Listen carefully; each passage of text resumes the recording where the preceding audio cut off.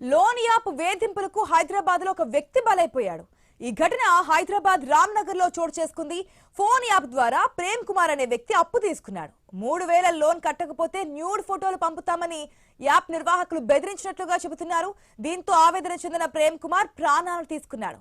Chikkadpally police station పరిధిలో ఈ ఘటన జరిగింది. బాధ్యులపై చర్యలు తీసుకోవాలని బంధువులు డిమాండ్ చేస్తున్నారు.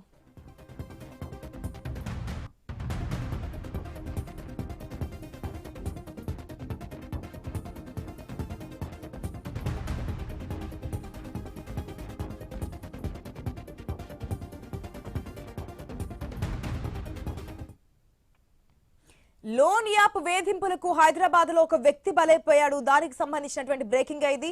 ఈ ఘటన హైదరాబాద్ రామ్నగర్ లో చోటు చేసుకుంది. ఫోన్ యాప్ ద్వారా ప్రేమ్ కుమార్ అనే వ్యక్తి అప్పు తీసుకున్నాడు.